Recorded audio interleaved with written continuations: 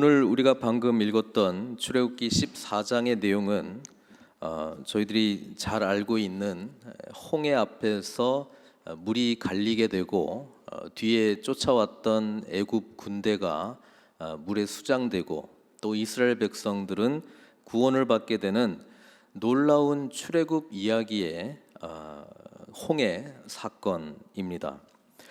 오늘 이 본문은 사실 이스라엘 백성들에게 놀라운 하나님의 능력을 보여주는 그런 사건이기도 하지만 하나님의 구원이 어떤 것인가, 하나님의 구원은 어떻게 우리에게 이루어지는가, 그 부분에 대해서도 잘 말씀해주고 있습니다.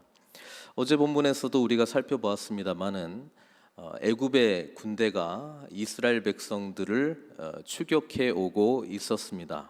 바로의 마음이 강팍해져 가지고 다시 이스라엘 백성들을 이제 멸하기로 작정하고 군대를 보낸 것이죠. 앞에는 홍해가 있고 뒤에는 애굽의 군대가 쫓아오고 있는 진퇴양난의 그런 상황에 처해 있게 된 것입니다. 이때 하나님의 백성들은 어떻게 반응합니까? 사실 우리가 그냥 성경을 읽어보면 이들은 정말 하나님의 놀라운 능력을 10개의 재앙을 애굽에 내리면서 다 목격한 사람들인데 어떻게 어제 본문에 나와 있는 그런 고백들을 하나님 앞에 또 모세 앞에 할 수 있을까? 하나님께 부르짖고 모세를 향해서는 원망하지 않습니까? 애굽에 매장지가 없어가지고 우리를 여기까지 데려와서 우리를 죽이려고 하느냐? 차라리 우리를 그냥 내버려 두지 왜 이렇게 이런 일을 우리에게 해가지고 우리가 이런 고통 가운데 있게 하느냐? 차라리 애굽 바로를 섬기는 게 낫겠다, 이런 이야기까지 한다는 것입니다. 우리는 그냥 이 본문을 읽어보면 어떻게 그렇게 할 수 있을까라고 생각할 수 있지만 사실 그것이 연약한 저와 여러분들의 대부분의 반응의 모습이라고 하는 것입니다. 그들은 자신의 생각 속에서 하나님께서 놀라운 구원을 이루실 수 있다라고 하는 그런 뭐라고 그래야 될까요? 자신의 생각에 갇혀 있기 때문에 크신 하나님께서 역사하실 수 있는 여지를 두지 않았다라고 하는 것입니다. 믿음이라고 하는 것은 우리가 될 만한 가능성을 두고 하나님께서 역사하실 것이다 라고 생각하는 것이 아니라 하나님께서 하고자 하는 일을 우리가 분명히 인식하고 믿음으로 반응하는 것이 진짜 믿음이라고 하는 것이죠. 그냥 내가 생각하기에 이런 가능성들이 있는데 이게 제일 최선이다 이렇게 생각하고 믿습니다 이렇게 나가는 게 믿음이 결코 아니라고 하는 것입니다. 하나님께서는 이스라엘 백성들에게 진정으로 구원받은 백성답게 살아가는 믿음의 모습이 어떤 것인지를 알려주고 있는 것이죠. 모세는 이 원망하는 백성들, 불신 가운데 있었던 백성들, 특별히 하나님의 구원에 대해서 회의적으로 반응하고 있는 백성들을 향해서 너희는 가만히 있어, 오늘날 하나님께서 너희를 위하여 행하시는 구원을 보라, 이렇게 이제 이야기를 합니다. 그리고 오늘 15절에서 여호와께서 모세에게 말씀하십니다. 그렇습니다. 하나님께서 우리에게 말씀하시는 순간이 구원의 능력이 나타나는 순간이고, 우리가 생각하기에 어떡하냐, 이 위기 상황을 어떡하냐, 두려움 가운데 또는 절망 가운데 반응하고 있을 때에 소망을 주는 것은 하나님께서 말씀하실 때입니다. 하나님께서 말씀하실 때에 바로 그 말씀 안에 권능이 나타나게 되고 하나님의 뜻이 분명하게 선포되기 시작하고 우리를 향하신 하나님의 뜻이 분명해지기 때문에 하나님의 말씀이 들릴 때에 사실 이 구원의 놀라운 은혜와 은총이 이들에게 주어진다라고 하는 것입니다. 우리는 뒤에서는 애국 군대, 앞에서는 홍해, 진퇴양난으로 그 모든 상황들을 부정적으로 볼 수밖에 없는 경향성이 있는데, 하나님의 말씀이 들려오기 시작할 때 그런 절망스러운 그 상황도 뭐로 바뀝니까? 하나님의 권능, 영광을 나타내는 그런 놀라운 은총의 사건으로 바뀐다라고 하는 것입니다. 그래서 우리는 늘 하나님의 말씀을 들려주십시오. 하나님 말씀하여 주십시오. 하나님의 뜻이 무엇입니까? 이거를 알고 그 상황을 바라봐야지 내가 보기에는 이렇게 되면은 이렇게 되고, 우리의 생각으로 자꾸 상황을 재단하고 판단하고 이것이 최선인 것 같고 여기에 머물러 있을 때에, 앞에는 홍해고 뒤에는 애굽이 쳐들어올 때 어떻게 하게 됩니까? 나의 생각으로는 뭐 나올 수 있는 게 하나도 없기 때문에 절망하게 되고, 원망하게 되고, 당신 탓이요, 뭐 내 탓이요, 내가 괜히 이래, 하여튼 누구 탓을 하든 뭐 그런 식으로 나가든지 아주 그냥 우울하고 절망스러운 상황 가운데 간다는 것입니다. 우리는 늘 하나님의 말씀이 들려줘야 됩니다. 하나님의 말씀, 이 성육신 하신 하나님의 말씀은 예수 그리스도 아닙니까? 그래서 우리가 주님과 늘 동행하는 것이죠. 주님께서 우리의 주인이시라면 반드시 길이 있을 것이다. 길이 없는 곳에서도 길을 만들어내시는 분이 우리 하나님이십니다. 우리를 향하신 그분의 뜻은 아무도 막을 수 없습니다. 그것을 믿고 나가는 것이죠. 그래서 우리 하나님께서 모세를 통해 모세에게 말씀하시는 것이지만 백성들에게 말하는 거죠. 뭐라고 말합니까? 너는 어찌하여 내게 부르짖느냐? 이스라엘 백성들에게 왜 이렇게 원망하느냐? 내가 누군지 이때까지 계속 보여주고 있었는데, 모세를 통해서 너희들에게 애굽에서 건져낼 것이라고, 구원해 줄 것이라고, 너희는 내 것이라고 그렇게 이야기를 해줬는데 왜 그 말씀을 의지하고 신뢰하지 못하느냐? 왜 내게 부르짖느냐? 왜 원망하느냐? 그 말씀을 하고 있는 것이죠. 그러면서 이스라엘 백성들에게 이렇게 말씀하십니다. 명령하여 앞으로 나아가게 하고, 이렇게 되어 있습니다. 우리는 믿음으로 반응하는 사람들인데요, 그냥 무대뽀로 믿습니다 그러고 나가는 것이 아니고요, 하나님의 말씀을 붙들고 나가는 것입니다. 내 생각, 내 계획을 하나님께서 이루어 주실 것이다 믿고 나가는 것이 아니고, 하나님의 뜻, 하나님의 계획이 들려지고 그 들려진 말씀을 붙들고 순종함으로 나아가는 자들이 하나님의 백성들이라고 하는 것이죠. 지금은 하나님의 구원을, 능력을 믿고 앞으로 나아가야 될 때라고 말씀하고 있습니다. 이런 경우가 있을 수 있어요.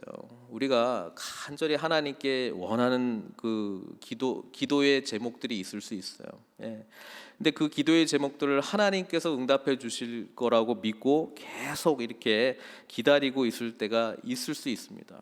그런데 그 기도가 하나님의 뜻을 분별하는 것으로 바뀌기를 바랍니다.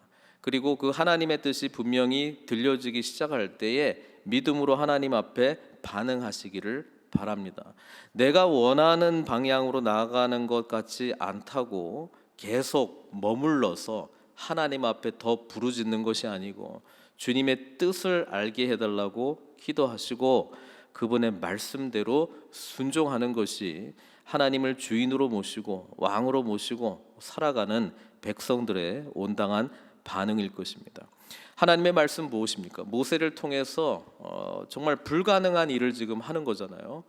홍해 바다를 가르시겠다고 말씀합니다. 그리고 이 홍해는 하나님을 대적하는 바로와 애굽 군대에게는 심판이 될 것이고, 하나님의 택함 받은 이스라엘 백성들은 구원의 사건이 된다는 것입니다.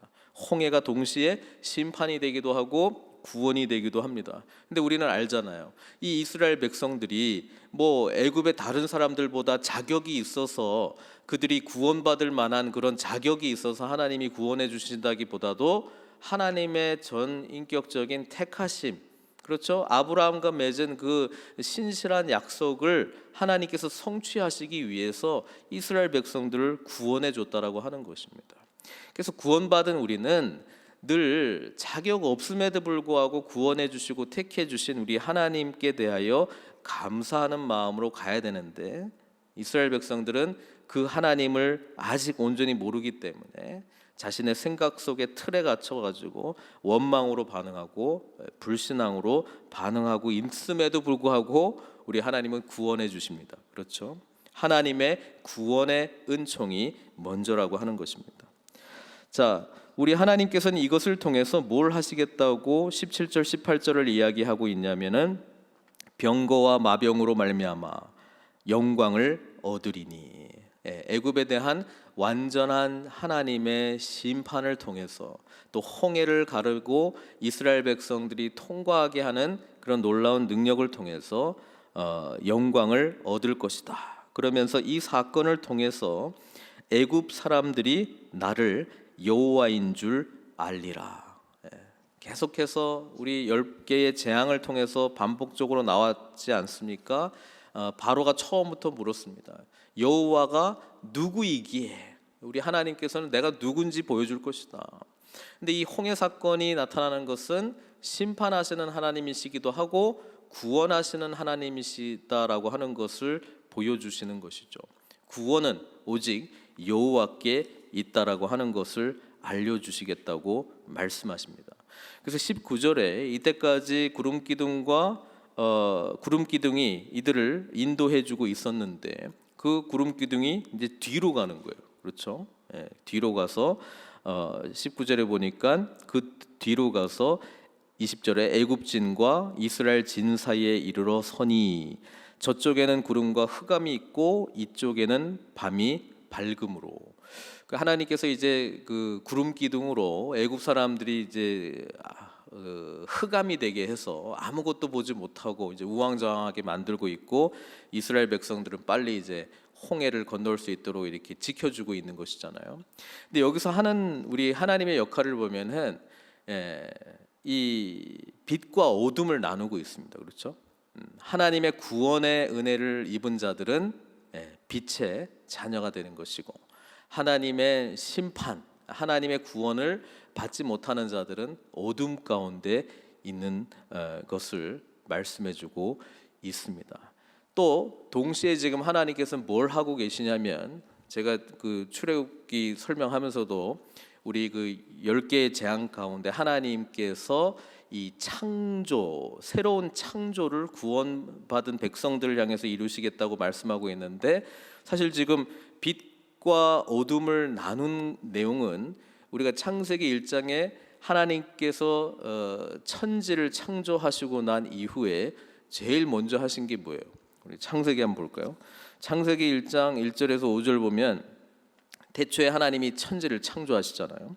땅이 혼돈하고 공허하며 흑암이 깊음 위에 있고 하나님의 영은 수면 위에 운행하시니라. 하나님이 이르시되 빛이 있으라 하시니 빛이 있었고 빛이 하나님이 보시기에 좋았더라. 하나님이 빛과 어둠을 나누사. 이렇게 돼 있잖아요.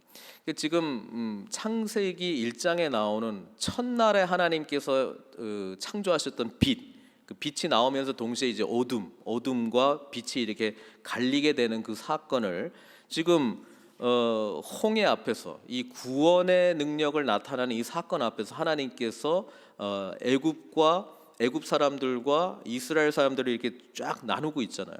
지금 뭘 하고 계시냐면은 하나님의 구원이 우리에게는 새로운 창조의 역사다라고 하는 것을 말씀해주고 있습니다. 이 똑같은 테마가 요한복음 1장에도 나오잖아요.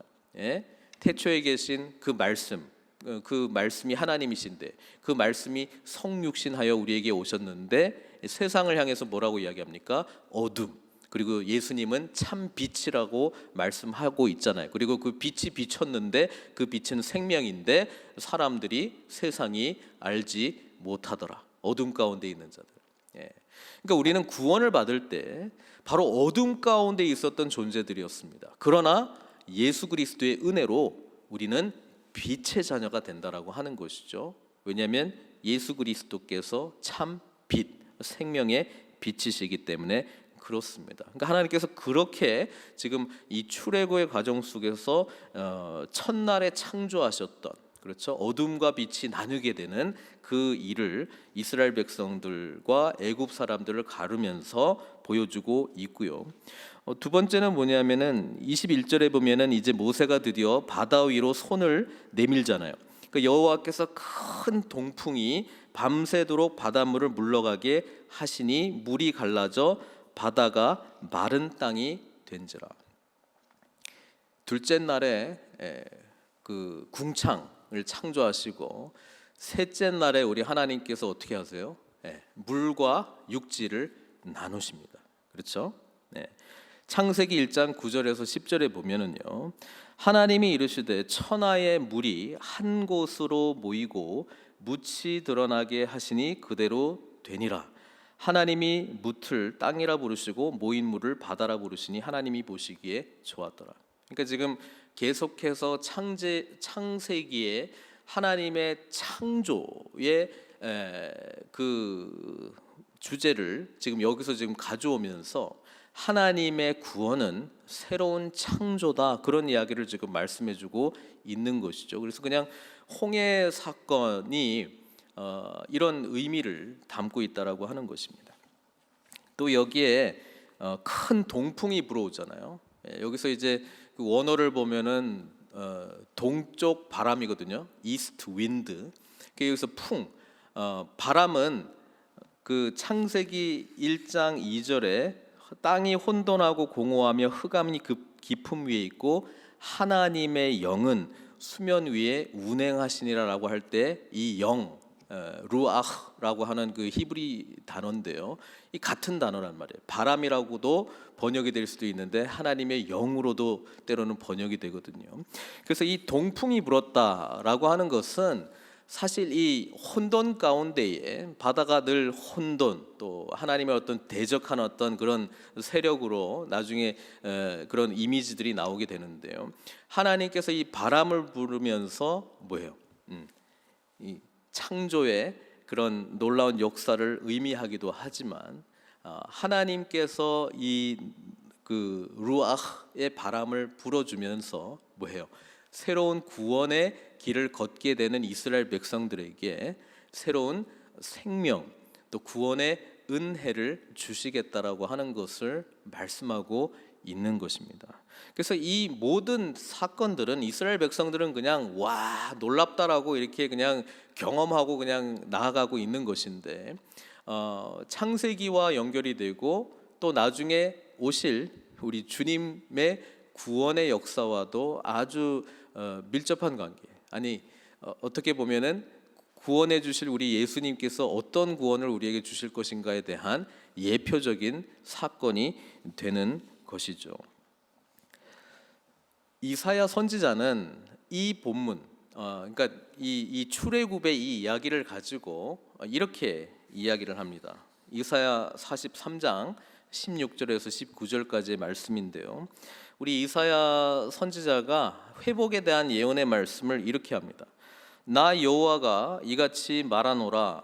바다 가운데의 길을 큰 물 가운데에 지름길을 내고 병거의 말과 군대의 용사를 이끌어내어 그들이 일시에 엎드러져 일어나지 못하고 소멸하기를 꺼져가는 등불 같게 하였느니라. 지금 요 내용은 과거에 있었던 출애굽 이야기를 하고 있는 것이거든요. 그런데 18절부터는 이런 이야기를 해요. 너희는 이전 일을 기억하지 말며 옛날 일을 생각하지 말라. 보라, 내가 새 일을 행하리니 이제 나타낼 것이라. 너희가 그것을 알지 못하겠느냐? 반드시 내가 광야의 길을 사막의 강을 내리니. 이렇게 말씀하십니다. 이게 도대체 뭔 말이냐? 하나님께서 제2의 출애굽과 같은 구원의 은혜를 멸망한, 요즘 우리 그 뭐 역대상 읽고 있잖아요. 그러니까 왕들의 이야기의 결말은 그냥 그 죄로 인해서 북쪽은 완전히 멸망하고 아수르한테, 남쪽도 완전히 나라가 멸망하고 성전도 파괴되고 포로로 끌려가게 되거든요. 그때 하나님께서 출애굽 경험을 또 시켜주겠다라고 말씀하고 있습니다. 불가능한데 제국들의 그냥 그 포로가 되어서 살아가는 그들에게 마치 애굽에서 종되었던 자들을 구원해 주신 그 하나님의 놀라운 구원의 은총이 이들에게 일어날 것이다라고 말씀하고 있습니다. 옛날 이야기로 너희들이 기억하고 있느냐? 너희들은 새롭게 역사할 하나님의 구원을 기대하라. 없던 길을 내가 만들어내겠다. 그래서 결국 그렇게 강했던 페르시아, 그렇죠? 고레스, 그러니까 칙령을 내려가지고 너희들은 고국으로 돌아가서 내가 재정 다 대줄 테니까, 재료 다 대줄 테니까 성전을 지어라. 이런 말도 안 되는 그런 칙령을 내리지 않습니까? 그러니까 하나님께서는 늘 이렇게 택함 받은 백성들, 자격 없는 백성들에게 구원을 주시겠다고 약속하셨고, 이사야 선지자가 그 일들이 일어나기 수백 년 전에 사실 하나님께서 제2의 출애굽을 너희들에게 주실 것이다, 제2의 하나님의 놀라운 구원, 길이 없는 곳에서 길을 내고 하나님의 구원이 어떻게 완성되는지 그것을 보여주시겠다, 이렇게 이제 이야기를 했고요. 이 이야기는 뭐 단편적으로는 이제 포로로 끌려갔던 백성들이 다시 돌아오게 될 것이다라고 하는 예언이 되기도 하지만, 사실 저와 여러분들에게는 예수 그리스도를 통해서 우리에게 주실 놀라운 하나님의 새로운 일, 하나님의 놀라운 구원의 사건이 된다라고 하는 것입니다. 사도 바울은 그래서 이 홍해의 구원 사건을 뭐라고 표현했는지 아십니까? 고린도전서 10장 1절에서 2절은 이렇게 기록하고 있습니다. 형제들아, 나는 너희가 알지 못하기를 원하지 아니하노니, 그러니까 알기를 원한다는 것이죠. 우리 조상들이 다 구름 아래에 있고 바다 가운데로 지나며, 지금 오늘 구름의 인도하심과 지금 바다, 그걸 말하고 있잖아요. 모세에게 속하여 다 구름과 바다에서 뭘 받았다고요? 세례를 받고, 이렇게 이야기합니다. 그래서 지금 홍해를 건너는 이 구원의 이야기를 우리가 경험한 세례로 지금 설명을 해주고 있는 것입니다. 그래서 우리도 참 이 놀라운 홍해 사건을 보면 나도 참 잘 믿을 것 같은데, 뭐 이런 이야기 가끔 제가 듣기도 하거든요. 우리가 받은 세례가 이 홍해 사건이라고 지금 말씀해주고 있는 것입니다. 왜냐하면 지금 이 홍해 앞에서 어떤 일들이 일어났어요? 홍해 사건을 통해서 어떤 일들이 일어났습니까? 심판과 구원이 일어났거든요. 죽음과 생명이 일어났거든요. 어둠과 빛이 갈라지게 됐거든요. 우리가 받았던 그 세례가 바로 예수 그리스도 안에서 함께 죽고 함께 부활하는 거거든요. 예수님께서도 이 세례의 의미가 무엇이냐? 주님과 함께 죽고 주님과 함께 부활하는 것을 말씀하고 있습니다. 이건 제 말이 아니고요, 성경이 그렇게 말해주고 있어요. 로마서 6장 3절 4절이 그것을 명확하게 말씀해주고 있지요. 무릇 그리스도 예수와 합하여 세례를 받은 우리는 그의 죽으심과 합하여 세례를 받은 줄을 알지 못하느냐? 그러므로 우리가 그의 죽으심과 합하여 세례를 받음으로 그와 함께 장사되었나니, 이는 아버지의 영광으로 말미암아 그리스도를 죽은 자 가운데서 살리심과 같이 우리로 또한 새 생명 가운데서 행하게 하려 함이라. 그래서 이 홍해 앞에서의 이 놀라운 하나님의 구원의 역사는 다름 아닌 예수 그리스도를 통한 저와 여러분들이 구원받는 그런 은혜이다라고 이야기를 하고, 그것에 대한 확증으로서 우리는 세례를 경험하게 되었고, 그 세례의 의미는 그리스도와 함께 죽고, 그렇죠, 우리 옛 자아가 마치 애굽 군대가 이 홍해 바다에서 수장되는 것처럼 우리 옛 자아가 죽고, 그렇죠, 그리고 뭐예요? 그리스도와 함께 부활에 연합하여 우리는 새로운 창조의 역사 속에서 구원받은 새로운 피조물이 되어서 하나님의 나라와 그분의 영광을 위해서 택함 받은 구원받은 자들이 되었다, 그 이야기잖아요. 예수님께서는 구체적으로 이 세례에 대한 말씀을 하시면서 십자가에서 본인이 죽는 것에 대해서 이것을 세례로 연결시키고 있습니다. 제가 자꾸 세례 이야기하는 게 지금 홍해 사건이 바로 그것이다라고 하는 것을 말씀하고 있는 그 맥락에서 말씀드리는 거예요. 어느 날 제자 중에 두 명이 찾아왔어요. 야고보와 요한, 세베대의 두 아들이 찾아와가지고 뭐라고 이야기합니까? 주님, 영광의 나라가 임하게 될 때 한 명은 오른쪽에, 한 명은 왼편에 앉게 해 주시옵소서, 이렇게 이야기하잖아요. 그때 예수님께서 이렇게 이야기합니다. 마가복음 10장 38절 말씀.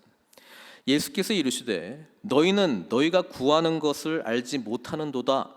내가 마시는 잔을 너희가 마실 수 있으며 내가 받는 세례를 너희가 받을 수 있느냐. 예수님은 십자가에서 우리 주님께서 못 박혀 죽으실 거에 대한 것을 세례로 지금 이야기하고 있거든요. 그러니까 세례의 양면성인데 하나는 죽음이고 또 하나는 부활이죠. 우리 주님과 함께 죽고 주님과 함께 부활하는 것이니까. 그래서 오늘도 우리는 죽음과 생명이 이 홍해 사건 속에서 확연하게 갈리게 되는 것을 바라보면서 하나님께서 오늘 저와 여러분들의 이 본문을 통해서 무슨 이야기를 하고 있습니까? 네, 우리는 이 홍해를 통과한 하나님의 구원의 능력을 맛본 그리스도와 함께 죽고 부활한 하나님의 새로운 창조, 새로운 피조물이 된 것을 지금 말씀해주고 있는 것이죠. 그리고 이것을 우리는 기억하고 또 구원받은 백성으로서 자녀로서 우리는 어떠한 삶을 위해서 부름받았는가, 그 구원의 감격으로 다시 저와 여러분들을 초대하고 있는 것입니다.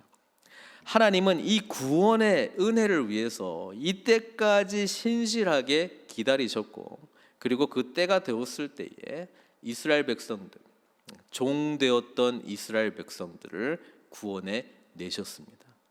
나중에 이 백성들을 시내산으로 인도하셔서 하나님의 율법, 예배드리는 방법, 거룩한 백성답게 살아가는 그 삶의 모습을 알려주시고 너희들이 지금 가야 될 곳은 약속의 땅, 가나안 땅이다라고 말씀해 주셨던 것처럼 저와 여러분들은 구원의 은혜를 받은 자로서 뭘 해야 됩니까? 말씀의 사람이 되어야 되는 것이죠. 예배자의 삶을 살아야 되는 것이죠. 거룩한 삶을 살아야 되는 것이죠. 그리고 목적 없이 살아가는 인생이 아니라는 거예요. 우리는 하나님의 나라, 그 나라와 의를 위하여 부름받은 새로운 창조를 경험하고 있는 부활에 연합한 하나님의 자녀가 되었음을 늘 누리고, 그렇죠? 네. 하나님을 위한 삶을 살아야 될 것을 말씀해주고 있는 것입니다. 사랑하는 성도 여러분, 바로 이것을 이스라엘 백성들이 경험하기를 원했고요.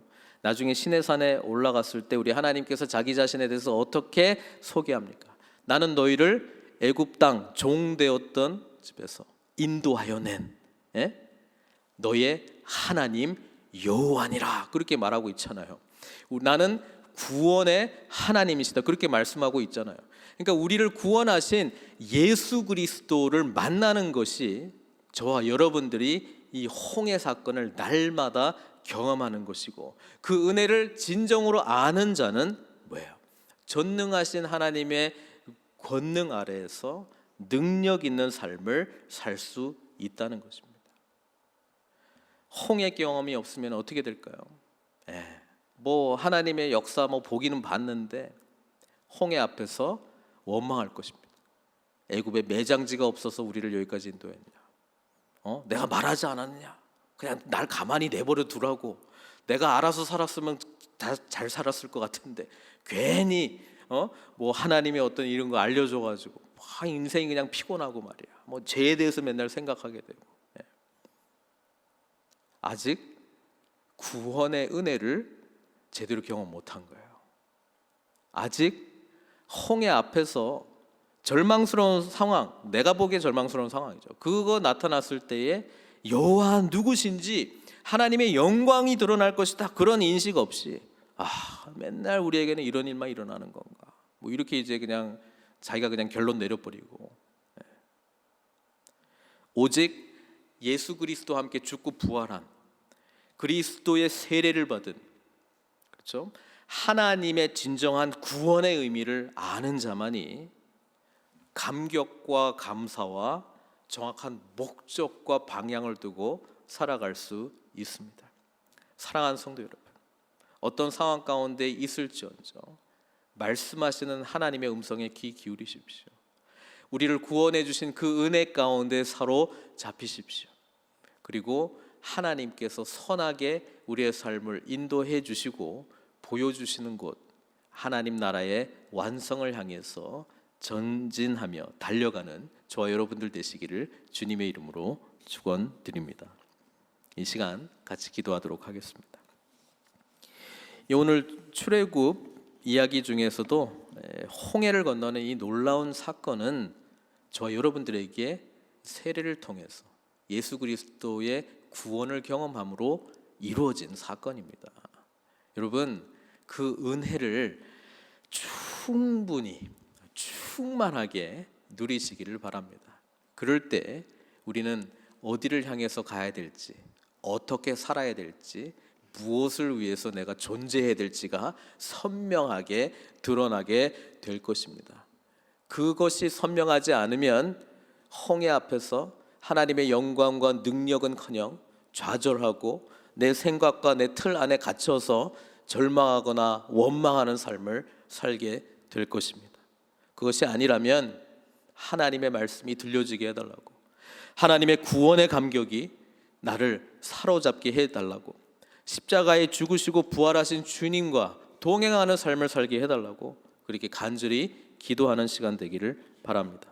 이 시간 우리 하나님께 간절히 기도하도록 하겠습니다. 우리 주여 한번 부르시고 기도하도록 하겠습니다.